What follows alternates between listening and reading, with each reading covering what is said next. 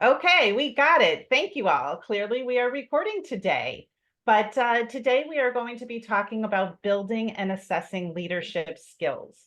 According to an article from Inc. magazine, Simon Sinek, a noted inspirational leader and famous author, said at the recent World Business Forum that there are three characteristics or characteristic traits for leaders: selflessness, empathy, and grace under fire. Selflessness, in that people like to be around people that they trust. Creating a human connection, building trust is key. It does take time, but leaders are responsible for setting the tone. If people see the leader behaving in certain ways, like sacrificing, then the teammates will choose to sacrifice too. Being a leader is a lifestyle decision. It means you're willing to take care of others. The second one, empathy, he said, is centered around the fact that kindness begets kindness.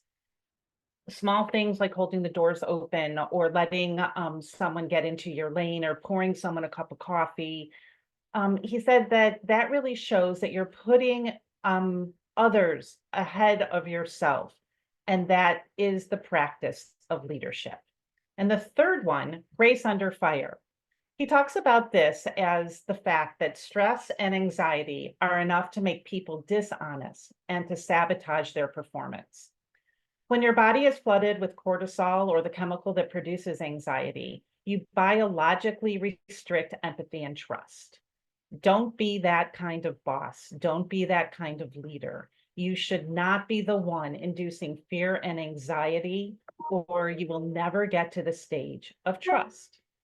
We all need to be working on managing our own stress levels. We all need to be the leader you wish you had. While all this sounds great and it is really inspiring, how do you actually teach and build these type of skills in students? Well, today, not only build them, but then also assess them. Today, we're going to learn more about leadership skills from a series of speakers. Rachel DePriest from Effective Leadership Academy will kick us off by telling us about her organization, how they define leaders, and the programs that they have to assist educators with leadership skills.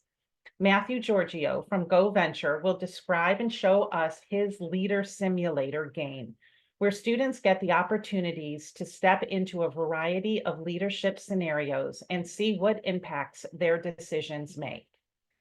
Gavin Pringle from Jakapa will then demonstrate his organization's tool for both building and assessing leadership skills. And finally, April Alexander from Heartreach Neighborhood Ministries will talk about her students and the programs they have used around the theme of leadership.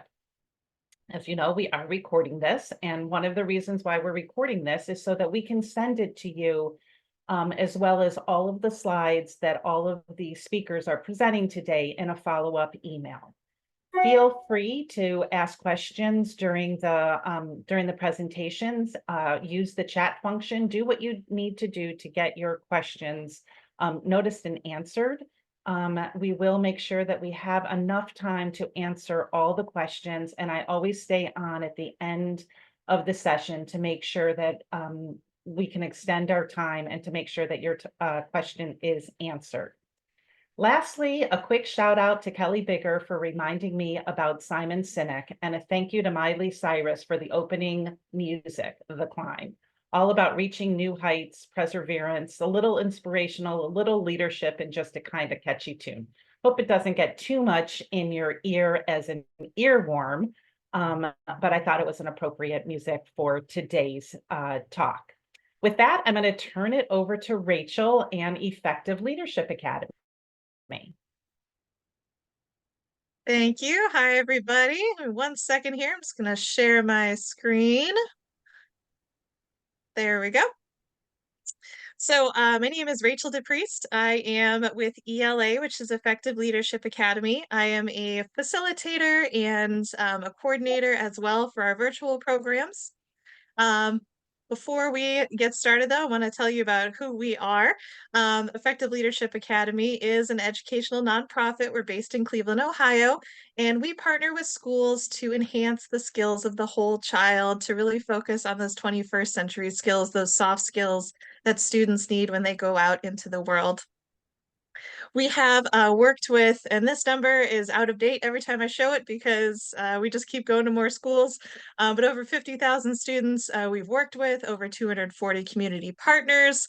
We have a lot of philanthropic donors that help us out. We travel all over the place, and like I said, we have a virtual curriculum in Alabama, so we're really excited with our growth. But we are talking about Effective Leadership Academy and how does that connect to entrepreneurship? That's why I just wanted to take a moment to discuss here. I'm making sure my timer is going so I don't talk too long. But first and foremost is that when students are leaving the high school classroom or even when they're leaving a college environment, it's found that they're really not prepared to succeed in the workforce. So there are dozens and dozens of studies and data and research that show that students are just not coming out with those skills, those soft skills needed to really flourish in a work environment. So it has been found that it's a lot easier to develop these skills with students before they actually get out into the workforce and develop not bad work habits, but their own work habits and patterns. So it's nice to be able to work with these students early on when they're in middle school, high school, even after they graduate, to give them those skills to be more productive out in the workforce. So I know this looks scary, but it's not, I promise. So as we are looking forward, there has been a paradigm shift with just how work is happening right now. So on the left, there's this old paradigm where it just sort of goes off of expertise. So you have a single dose of education, you achieve mastery, and that is standard and sufficient. You do your job and then you retire, and that's it. However, what we're sort of looking at is the little chart there on the right with how the new paradigm is really based on agility. So we sort of lived in a world where we had scalable efficiency, and now we have to move to scalable learning. So there is an emphasis now on creativity and human skills like emotional intelligence that are needed. So because of this change in environment, the skills that are traditionally associated with leadership are really just skills that are needed in general in all of the workforce. So that's kind of where ELA comes in, because while students are busy learning these foundational literacies, which is the purple column there, of these 21st century skills, they go to school and they learn math and reading and writing. I used to be an English teacher, so I keep all that close to my heart and very protected. But what's missing though is these other two columns here in the orange and the blue. So they're leaving with those basic skills in the purple, but they are also leaving, unfortunately, lacking in some of the areas like communication and collaboration. Excuse me, taking initiative, having grit, being able to persevere through problems, and just have that leadership altogether. So that's where ELA comes in. With this is the slide that we always start all of our programs with, saying that we want to turn their potential into performance by developing their most valuable asset, which is themselves. So we want to give them the skills to be successful in life. So we're always unlocking potential. We believe in interactive leadership and training. So I have a very, very brief, I promise, super brief, 2-minute brief little activity for you to complete if you wouldn't mind. I won't know if you do or do not, but I would like it if you do. So I want you to take just, I'll say 20 seconds, and I want you to think about who has made the biggest impact on or in your life to date. So just take a second and think about that person.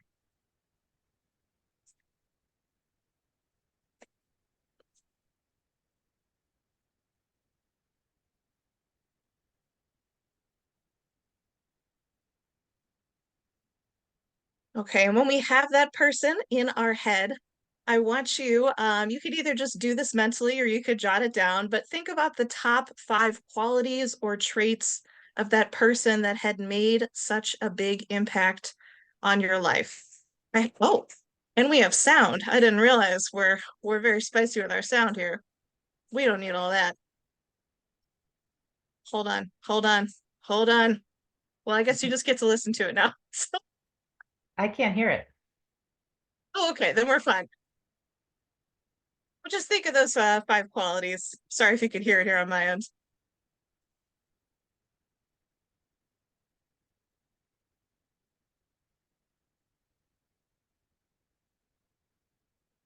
All right.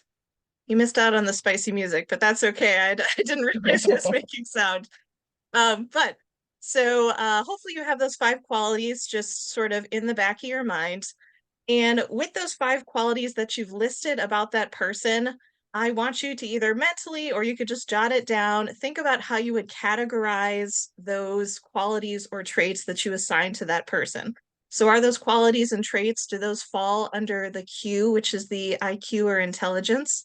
Do they fall under technical skills, or do they fall under other or emotionally intelligent skills? So I'll give you 1 second to think about that.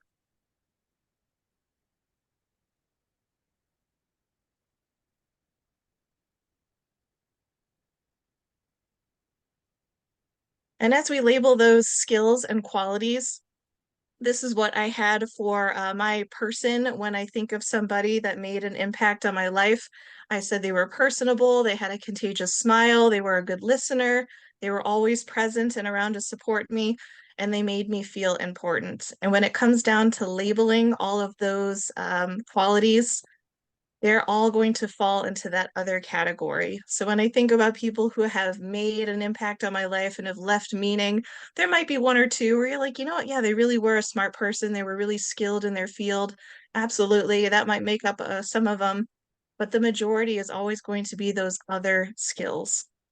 And that's what we want to focus on through all of our programming. So we talk about having a growth mindset, being able to self-manage, be self-aware, creating those relationship skills, because that's all going to relate to that emotional intelligence, which is what we are striving for our students. So what do you get with us when you work with us specifically? So we offer two different programs here at ELA. The first one is called BizLand. Our little tagline for it is that you're navigating smart failures with support and flexibility. It's an hour-long program. We can run this in person or virtual. We always recommend in person, but we know that's not always possible. We can accept students grade 5 through 12 and then up to 30 participants for this one.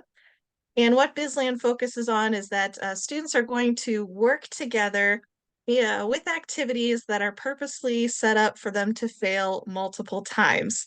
So while they are working on these activities that are challenging and they are going to struggle, and that's what we want, because through that struggle, they are going to encounter those failures, but with that, they're also going to have to be able to rely on those teammates with them for support. They're going to have to be able to pivot. They're going to have to be able to show patience and resilience as they have to keep redoing whatever it is over and over again, trying to accomplish this task. So we talk about team dynamics and how it relates to running a successful business and in life. Their big culminating activity for this specific program, they'll either do something called traffic jam if there's a smaller group, or they'll do something called swampland if there's a bigger group. But traffic jam, I kind of think of it as like that little game at Cracker Barrel with the golf pegs and the triangle where you're trying to like move and get one peg left, if you know what I'm talking about. But students are standing on these little dots and they have to arrange from one side to the other, but there's a whole bunch of rules that they have to follow. It's really frustrating. It's definitely a puzzle that takes a while to talk out. And that's if there's a smaller group, 10-ish or so students. If there's a larger group, then we will do something called swampland, which is always my favorite, which is a bunch of dots out in an open space. We break the students up into 4 groups, and essentially the goal is to get all the students onto the dots and off of the dots, but there are a bunch of parameters that they have to follow. They have to do it in complete silence. They have to follow only the steps of the person in front of them. They're going to get caught in corners. It's a challenging maze to unwind. And anytime anybody doesn't follow a rule, we have to reset, and everybody has to reset and go back to their corners and try again. So it definitely tests patience, but when they do accomplish it, it's really cool to see, because it's frustrating but also very rewarding.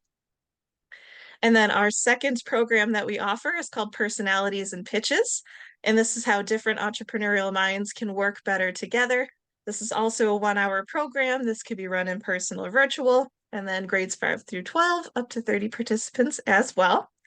What this one focuses on is going to be students discovering their most dominant personality trait and their strengths and weaknesses of that, and then acknowledging these other personality traits and how they could best work with them when starting a project or a new business.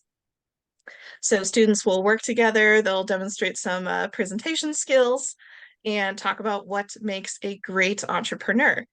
And for this one specifically, our largest project that we do with them in this time is going to be creating their perfect day. And we will first be asking students a couple questions. We'll be splitting them up into their personality types, but they don't know that yet. So they're with a group, but they don't know why. And they're going to be asked to create their perfect day. So we tell them you have unlimited money, you can teleport anywhere you want to, but you have 24 hours to do whatever you want. Put it on this poster, and then we'll hear from you. So after they create their perfect day, we will have the 4 groups come up and they'll present. And after they present, we will tell them what their personality type is. And this is always interesting to see because, for example, the driver personality type is usually the go-getter, the focused one. They talk first, they talk a lot, they got a lot of ideas. So usually what we see is while they're making their perfect day, people are stealing the marker from each other. They're arguing over who wants to be the one to present. They've got big ideas, but really no logic to it. They want to get it done. And it's cool to relate those personality types that we pull up with the presentation that we just saw, as well as the poster. So it's neat to see how these 4 personalities break down and match the students. And then we'll talk about, for example, the expressives down there at the bottom. These are the people with big personalities, but they like to have fun. They've got a lot of ideas, but not really a lot of direction. So they're great to have in a group for motivation and to churn up new things. But the drivers could definitely become frustrated with the expressives because the drivers have a list, they have things they want to do, and the expressives are sort of busy out here in the idea factory. So we talk a lot about these personalities and how they interact, potentially clash, and how we could work with each other. So I appreciate you. I tried to get that done nice and in my time there for you. If you ever want to peek on us to see what we're doing, we post all the time on social media to, see more about what we're doing and who we are. And I appreciate that. And I thank you guys for inviting me on today. Thank you so much. I do have a quick question, and I might have missed it, but you were talking about the personalities and the 4 different types. Do you give the class a test first and then break the kids into similar groups, or how do you do that? Yes, yeah. Before the activity is even started or introduced, we do say that we are going to be doing something with personalities, but we ask them a few questions, and that will allow us to split them up into the 4 groups. And then we don't tell them anything else after that. They'll go on, they'll do their activity, they'll create their perfect day, they'll present. And after they've done all that and basically exposed themselves, we go on to talk about the personalities. And it usually turns out people are like, oh my gosh, that's exactly what you just did. I cannot believe that. So it's cool to see how that all shuffles out. But it's good. It works well. We do it in the office too. We know our personalities. Yeah, we've taken some personality tests too, and it is really amazing how your actions are in a way you can know what's going to happen because of the way of your personality and Yes. work. I think it's super interesting, psychologically and everything. But really appreciate you sharing what Effective Leadership Academy does and what you have to offer our educators. And if anyone has any questions for Rachel, please just put them in the chat, or you guys can get in touch with her outside of this particular power hour. We are going to go and move on to Matthew Giorgio from GoVenture, who is going to describe a different way of looking at and building leadership skills with his organization. So Matthew, I'll turn it over to you. Very good. Thanks, Robin. You can see my screen okay? Yep. Awesome. Well, thanks, everybody. My name is Matthew Giorgio. I'm the founder and chief experience designer at MediaSpark. We're makers of GoVenture, which is a series of educational games and simulations widely used around the world by schools and universities and businesses to teach business and financial literacy. And today I'm going to demonstrate our leader simulation. But before I demonstrate that program, I want to take a moment and talk about leadership and our view on leadership and why we create simulations to help impart leadership skills. So if you were to do a search for leadership, on Google or LinkedIn or wherever, you're going to find something similar to this, which I describe as kind of the aspirational definition of leadership. And this just happens to be mine. There's others that are around that are very similar. And you'll see specific keywords kind of drawn out and why those keywords are used, rather than other words. And these types of definitions are really great, but they're really challenging from an educator trainer perspective in terms of how do we give people, these skills and how do we help them? And if you were to look at how do we train leaders and you search on that, you're going to find a whole bunch of topics, right? You're going to have vision and mission and values and critical thinking and emotional intelligence and empathy and everything you can think of. And as an educator trainer, when you look at this list, you think like, yikes, how the heck do we teach that? Particularly when you may not even have a full course in leadership and you may even just have a module in leadership. So, this concept of leadership, it's almost like a full career to learn all these things. So when we looked at leadership, and I looked at it from a number of years from designing very advanced software simulations to teach people about business, and I've also been engaged by large financial institutions, Fortune 500 companies, to help them with their leadership training. And I see kind of the consistent patterns in all of them. And I find that leadership is often confused and overcomplicated. And in my opinion, leadership really comes down to one thing and one thing only. And that thing is a good leader makes good decisions. That's it, nothing more. Let me say that again. A good leader makes good decisions, because good decisions and outcomes get you hired, poor decisions and outcomes get you fired. Now, the challenge with decision making, whether it's in business or real in our personal lives, is every decision has a consequence. Every indecision also has a consequence as well. And so we have to understand what are those consequences. In most cases, there are positive consequences and negative consequences, which means there are never any perfect decisions. There's always going to be pros and cons. And that's the real challenge of leadership. So, all these other things are important. I absolutely recognize and value all of these things: vision, mission, values, being empathetic leaders, and so on. All of it's important. But what a lot of it does is it really informs us as leaders. It doesn't transform us, because we could have all of these things, but if we don't make good decisions with those things, we're going to fail as leaders. And so if we look at good decision making, so to transform a leader, we have to help them make good decisions. How do we do that? How do we help people make good decisions? And to answer this question, what we did is we looked at decision making and broke it down into its most fundamental elements. And there are 5 steps, from our view, 5 steps to good decision making. We have to be able to properly define the problem. Then we have to identify options for solving the problem. We have to predict the results. What's going to happen if I choose option A? What's going to happen if I choose option B, and so on. We have to then choose the best option and implement it, see what happens, and hopefully step back and assess the results. So if we follow these 5 steps, we're going to make better decisions. But we need to be able to do this in the heat of the moment, which often is challenging. And so the only way you can consistently practice good decision making is by practicing it not just a few times, but thousands of times. I liken it to building up our decision-making muscle memory, just like an athlete practices their muscle memory, shooting a basket or, shooting a puck into a net.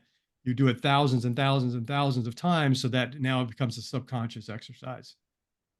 And that's really what we try to do with simulation, because we feel like the only way you can practice something thousands of times, and without risk, of course, and do it all within a matter of hours, is through simulation games. And that's what's informed us and why we do what we do. And so I'm going to show you one of these games. So we have a number of simulations, some that teach you more about business, for example, But this one is more specifically about leadership, and it's called GoVenture Leader. It is available on YIPI. It's 295 points, and you can get your class using it for a year subscription. And what it is, it's a leadership negotiation and team building activity that's all done through a web app. It's similar to kind of a live case study. So we put you in a situation and you have to kind of figure out what the best results are. It's an example of experiential learning, social learning, where people are learning together, and gamified learning. You can run the simulation individually or in teams. It's better in teams, but you can do it individually as well. You can play in one session over a few hours, or do it over multiple sessions where you do a little bit every day or every few days or every few weeks. You can play live in person. You can do it asynchronously. You can do it at a distance. And it does require some light support by the facilitator to kind of set some things up and do debriefs occasionally to make sure that we maximize learning. And so we have 3 scenarios that you can choose from. You can play all 3 if you have enough time, but normally you might choose one to play. We have a business scenario where you're kind of taking over a business. You're the senior management team of a business that was very successful at one point, but now is in trouble, and you have to turn around that business in 4 quarters. We have a global courier scenario where you're running a national courier, a global courier company, and you have to deal with different challenges at different quarters in the business. And then we also have a space scenario, which is kind of a realistic space scenario where you're doing deep space research, and you have to keep your crew safe and the ship maintained well and do as much effective research as possible. So you can choose one of those scenarios, or again, you can play all 3 of them. You normally would put your students in teams, but again, you don't necessarily have to do that. I'm going to launch it here just to show you how the process works. So when you first enter the simulation, you are presented with a backstory, and sometimes it's text, sometimes it's a video, and it just kind of explains what the scenario is. And that's just a few minutes in duration. Then you see the teams that you're going to compete with. So you're actually competing with your other classmates. And then you have to do 3 things. Number 1 is you research the issue. And in this case, I'm running a business, so it's the first period of that business, or first quarter of that business. And then once I do some research, I then have to make decisions. I have to implement activities, and then I see my results. So that's the 3 steps. So we're going to start with research. So in addition to the backstory, there's a briefing at the beginning of each period, which again might be some text or a video that explains what's the particular challenge you have to solve right now. For example, in this business, the business is in financial trouble. It's bleeding money. So the first thing I need to do is stop bleeding money. So what does that mean? Do I need to lay off employees? Do I need to reduce salaries? Do I need to sell off a division? Do I need to discontinue a product? So I'm given all of these options to stop bleeding money. Next period, the next quarter, I'm going to have a different challenge. And so even though it's the same scenario throughout, I have slightly different challenges as I go. Let's go back to our research screen here. And then the next section of research is our stakeholders. So there are various stakeholders. These are virtual characters in the simulation. And they could be customers, they could be coworkers, senior managers, and so on. And what I can do is I can look at the different stakeholders, and I can click on their name, and then I can get questions that I can ask them. So there are preset questions for each of the stakeholders based on their role in the organization, or how their affiliation with the organization. And I can ask them a question. But the catch here is that I can only ask a limited number of questions. So part of my conversation I'm going to have with my teammates is, what are the best questions to ask? Who should we ask those questions? Because who do we think is going to give us the best answer?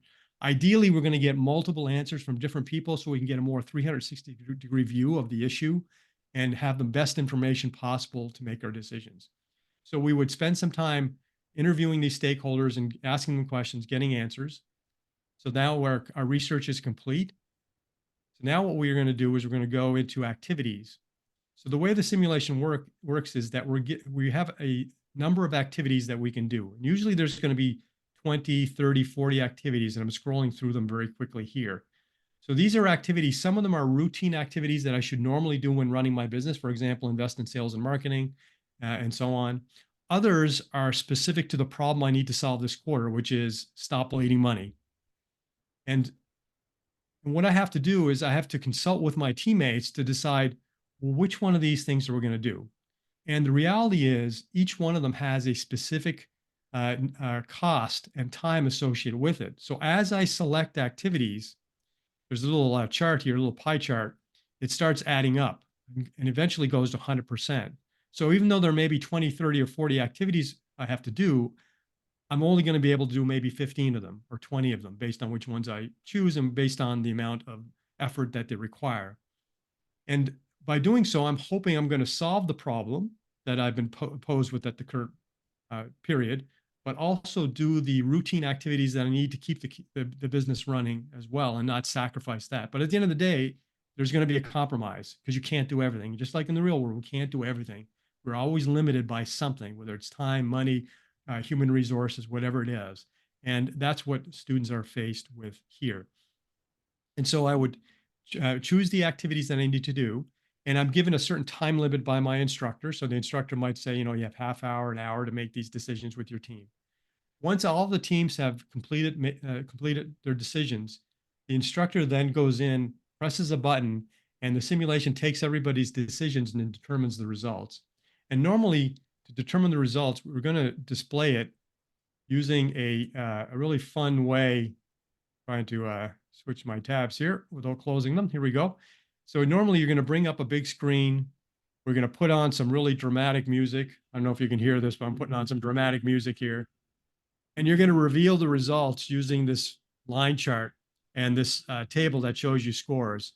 So it's almost like watching a horse race where you're betting on your horse and you're seeing what your results is. So you'll find when you actually do this, students are actually, and I've done this with, adults in Fortune 500 companies, they're yelling and screaming and cheering as they see themselves go from first place to fourth place, back to first place.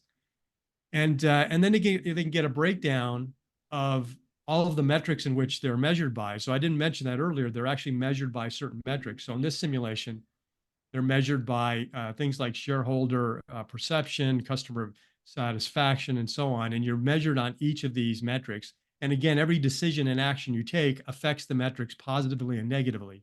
So there's no perfect answers through the simulation. It's all about the compromises that you need to make and to solve the challenges. And so that's the way the simulation works. You can run it, as I mentioned, multiple times with different scenarios. It generally takes about 4 hours to run one scenario. And again, you can do that in one sitting. You can do it over multiple days or weeks, however you want to do it. And so I think that's going to be my time limit, and I'm going to stop there. And again, you can find more about this on our GoVenture website, goventure.net, or also on YEI as well. And Robin has the slide deck that she'll be sharing with you all. Yeah, and I will make sure that everyone gets the slide deck. What they won't get is the interactive component, but I think all you need to do is, if you want to see that or show someone else that, just look at the live recording and move to Matthew's part of this. Matthew, I do have one question though, and I might have missed it. What age level does this go down to? I mean, clearly high schoolers use this. And I know you said college and CEOs of Fortune 500 companies, but what do you recommend as sort of the starting for this? Yeah, I think you can have an effective experience with upper middle school as well. If it's properly facilitated and you're there for as an instructor to support students through some of the business concepts that they may not completely understand. Although it's designed to be very generic, so you don't necessarily have to have any background knowledge in anything to do this simulation. But I would say upper elementary is where you're going to start getting. Upper middle school is where you're going to start getting your most effective results. And then for the teachers who might not be as technically advanced, what kind of support do you offer for the educators? Needs. So we have really great instructor guides, video tutorials, but we also allow instructors to book meetings with us with we call our team is GoVenture advisors. So you can actually book one-on-one meetings with us to help you set everything up, plan out what you want to do. That's all included. There's no cost for that support. Okay. Excellent. Well, similar to Rachel, if you have any questions for Matthew, please put them in the chat or connect with him outside of this particular time. We are going to move on to one other tool, and this one is both building and assessing leadership skills through another app, but this app is called Jakapa. And I'd like to introduce Gavin Pringle, who created this wonderful tool. So Gavin, the floor is yours. Awesome. Thank you, Robin. So I am gonna go ahead and also share my screen. I've got a few slides that that I need to. I'll send this to you, Robin, after we're done, so you can pass it out as well. Perfect. So as I like to always start when we're talking about Jakapa, the why is so critically important. This is a tool that I built for young Gavin, if you will. It's something I wish I would have had when I was 16 years old. As I tell people, I was an awful high school student. I graduated from my third high school. I went to college for 2 years and I dropped out and I joined the Navy after that. And looking back, reflecting on that, it really all came down to my soft skills, my 21st century skills, my leadership skills, whatever term we're using for those. It's my emotional resilience or my executive function skills, my ability to work in teams, make good decisions.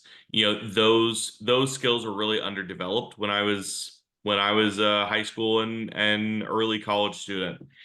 And so when I got out, I went back to college. I looked around and I said, you know what? This is not just a Gavin problem. This is something that we need to work on. It seems like it's an everybody problem. So Jakapa was developed around the idea of there is a lot of really great content out there. There's a lot of curriculum and videos and books and all sorts of stuff that talk about what these leadership and soft skills and 21st century skills. But what I thought was lacking was the practice, reflection, and feedback piece of it. So at Jakapa, we are focused on providing our users with the practice, reflection, and feedback that they need to actually develop their skills. It takes about 10 minutes a day, and it can be done on their phone, on their tablet, or on their computer, whichever is available and convenient to them. We have a research partnership with the University of Illinois. It is a first of its kind, valid, reliable assessment technology. So when you're thinking about, grant funding or strategic planning, this is an impact measurement that you can trust and that you can include, from the University of Illinois. The way that this works is every week the student gets a weekly challenge. It is focused on one of our core domain areas. So when we're thinking about leadership, I love Robin bringing up Simon Sinek at the very beginning, around selflessness and empathy and grace under fire, and so much of that, when you're thinking about the skills that we measure, we are measuring the underlying skills, the foundational skills that can be built into some of those processes. So whether it's empathy or communication or time management, perspective taking skills, the ability to work through anger and stress and impulse control, all of those flow into a modern definition of leadership and are absolutely required for those. So each week they get a weekly challenge. It focuses on one of our core domain areas. They go through, and you can think about our weekly challenges in terms of three core feature sets. The first is the assessment piece. So we take that valid, reliable assessment from the University of Illinois, and we decided to go with an unlimited 360 style assessment. So I want you to get as many perspectives from as many different people over time. Right. So that could be your friends, your family, your mentor, your boss after school, your classmates, your teacher. All of those perspectives are valid, and all of those perspectives are easy to get through Jakapa. We offer three different types of assessments: a self-assessment, what we call an external assessment. So the student can choose where they send their external assessments through by email. So it's delivered via email. And also we allow for peer assessment. So if there is project-based learning, Jakapa can be easily scaffolded into group projects to collect additional data sets. The second kind of piece of this is the development system. So my co-founder is Dr. Lisa Regal. She was a former professor at Ohio State, and her background was in micro activities and how to use experiential learning and reflections for social, emotional, behavioral skill development. So all of the skills in here in the weekly challenge are all focused on, let's go do something in our real life and then come back and think about it and reflect on it.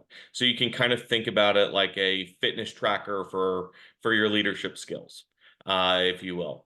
The third piece is all of that data flows into a profile. So whether it's the individual student looking at what are their strengths, what are their weaknesses, how do they see themselves versus how do other people see them, what is their growth trajectory, or it's the facilitator thinking about how do I want to mix the teams up? Do I want to stick teams that have complementary skills together? Do I want to stick teams that don't and have this be a learning opportunity for them? Profiles can be used for a variety of purposes. So one of the coolest things that we do at Jakapa, and that I am the most proud of, is when our users email us and say, I took your profile and I used it as a career readiness or college readiness artifact. So they can take our stuff and they can put it on their Common App applicant profile, or they can put it in their college application or scholarship application. Or a teacher emails me and says, hey, I had them do external assessments, and then I had them go up to that person and interview them for additional feedback on why they got the results that they did. And I got a report. I had them write a reflective essay on it. And we get these essays all the time that are so powerful from that activity. The use case of this is it is a 10-minute a day engagement. So you can think about the weekly challenges in terms of using it as a grade or as an incentive, so a reward or as a grade. By providing a leader user, we do allow for scaffolded support. So a lot of teachers and educators have seen this as, I can do one-on-one follow-up with each student based on their individualized results, and we can talk about their strengths and weaknesses on a personal level using that. And finally, because we are a 10-minute a day supplement, we align and support existing programming and curriculum. You can fit this in and you can say, okay, we're doing all of the programming that my previous speakers talked about that looked amazing. We can continue to support that programming and provide you with another level of data as an impact measurement for that. We are available on YEI. I added a QR code if you wanted to find us. You can also feel free to email me and we'll set up a demo or call us and visit our website. And that is it. Gavin, I have a real quick question here. I know you have 5 pillars that you really are looking at. Can you talk about those real quickly? Yes, absolutely. Thanks. So the 5 pillars that we focus on are self and time management or executive function. We also have critical thinking or innovation skills, emotional resilience, social engagement, and cooperation skills. So those are the 5 pillars or domains that we focus on. And then there are 32 skills inside of those 5 pillars that are all being measured inside of our system. Okay, I missed that. I'm sorry. I thought there was a lot about University of Illinois, but I just wanted to make sure that these 5 basic ideas are what are being worked on, and you have both I don't want to say chores, but lessons across 32 different skills, that they're both lessons and assessments. That is correct. And you can think about it in terms of, we're getting a lot of feedback from students now about, hey, I built this into my morning routine. I show up to school or I show up to my program and this is the first thing that I do. And it is an early it is an easy, quick win that sets the momentum for the rest of the day, all while I'm building these skills. And it's all app-based, it's not web-based at all, so the students can take their phone and take it with them. It is both. They can do it on their phone, or they can do it on their computer if they want to. It's flexible in how you deliver it.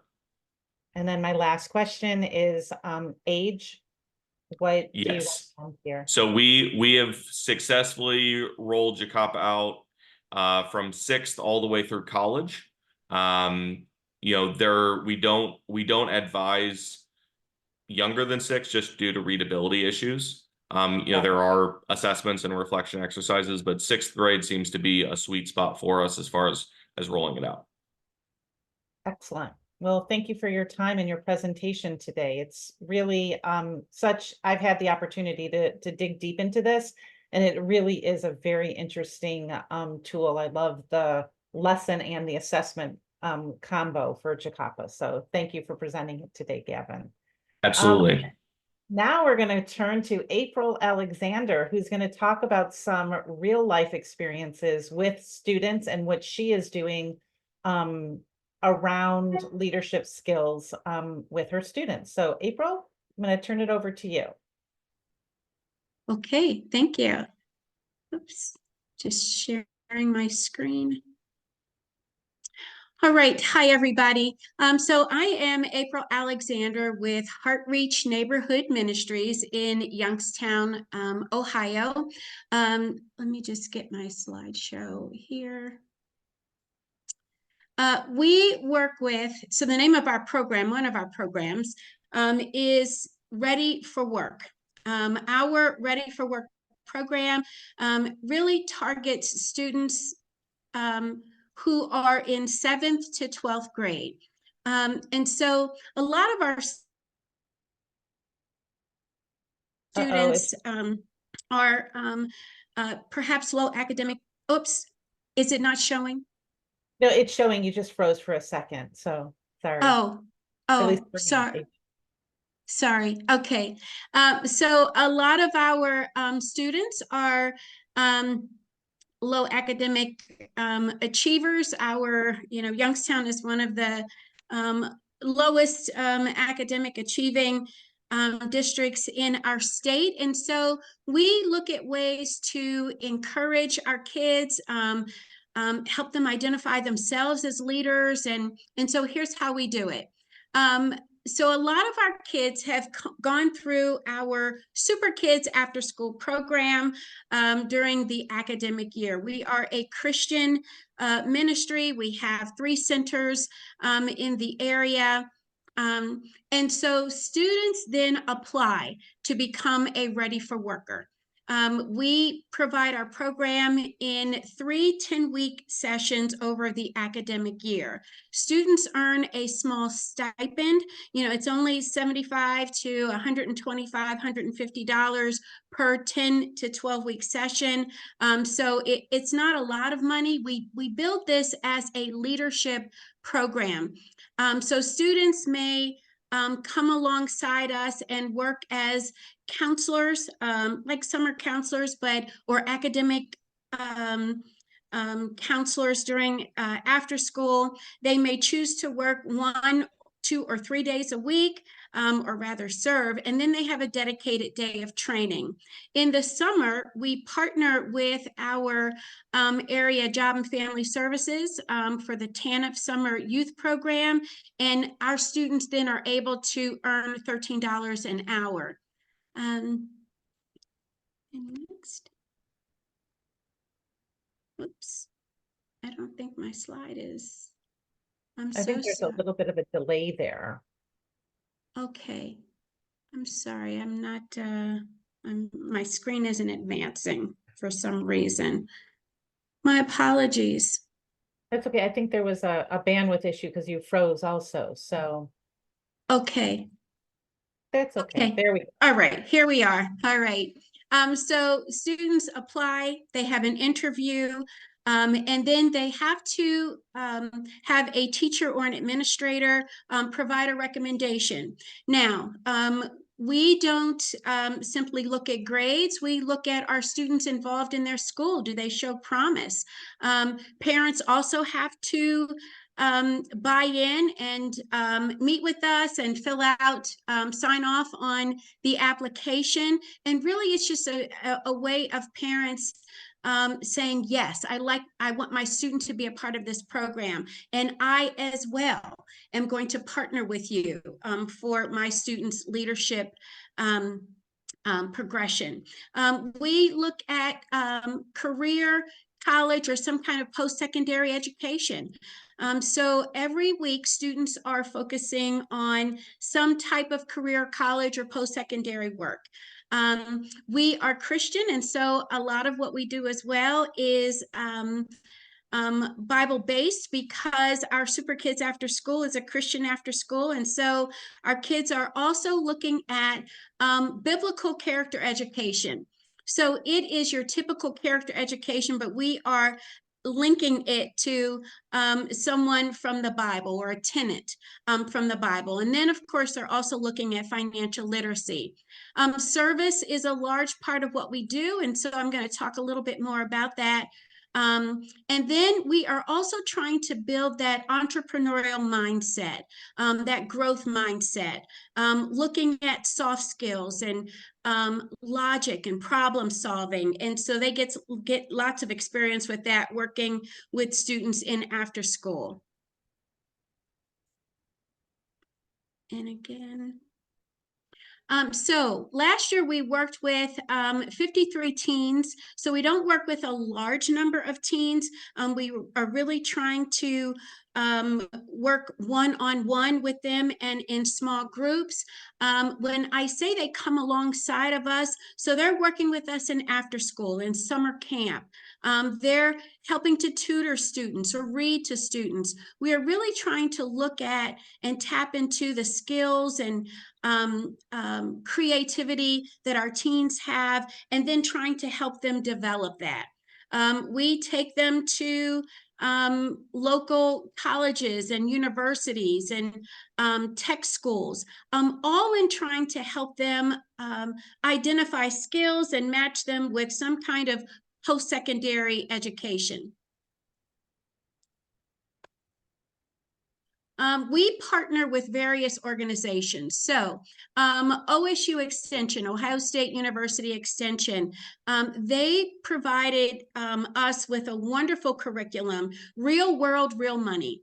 So a lot of our students, actually most in Youngstown, live at the poverty level. And so we are trying to work with students to learn how to budget, also to learn those skills that parents hopefully are using to manage their households, looking at a paycheck. And this program assigns students a career. Some careers or they learn the difference between career and a job. So they're assigned something, looking at the educational background that they have, looking at whether or not they've gone to tech school or to college, or only have a high school degree. And so it assigns them a job or a career. It teaches them the difference. And then it takes them through a 6-week course of learning how to manage the dollars, the salary that they are earning. And so we found that that was very successful last year. It was very eye-opening to them. We also look at the skills and talents that they already have. So some of our teens, like here, Chip is a green belt. Actually, by now he might be a black belt. And so he does demonstrations with the kids. He also helps the karate instructor. Some are interested in film, and so they've done film with the kids and just all kinds of things. And so we really try to tap into those skills. We teach our kids, our teens, our Ready for Workers, various youth development and social emotional learning activities. And so here you see some are doing team building exercises with kids in the summer, or they're helping to teach a Bible lesson in chapel, or they are doing cooking or reading or math or science experiments. And so we teach them, and they then have the opportunity to work with the grade level students that are in their class. And I don't know if I said, our Ready for Work program targets students who are 7th through 12th grade. April, just in essence of time, can you talk real briefly about the handshake that you go through? Absolutely. Thanks. So the Amazing Shake, I'm sure many of you have heard about that from the Ron Clark Academy. So we started last year, pardon? I'm sorry, Robin, I thought you said something. So last year was our first year with the Amazing Shake. And so we decided to start very small.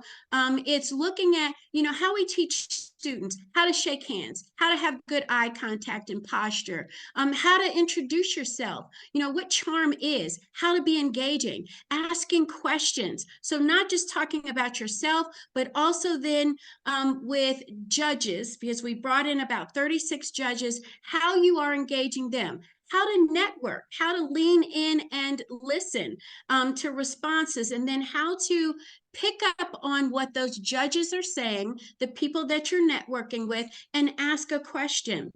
So we then taught our teens how then to practice with our 2nd through 8th graders, how to have poise under pressure. Practice is really what we talk about a lot. And so our teens, in teaching them, they did like a speed dating type of, we call it a speed encounter and not speed dating,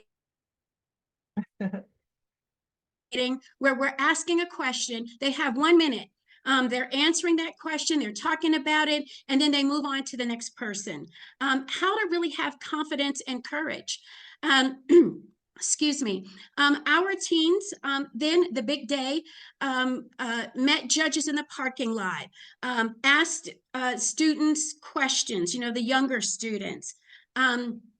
We did things like, how do you tell us how you make a peanut butter and jelly sandwich, but how to do it in an engaging way. So all of these were skills that we try to help them build, that they will use in school and further education, and those skill building skills that they need wherever life will take them.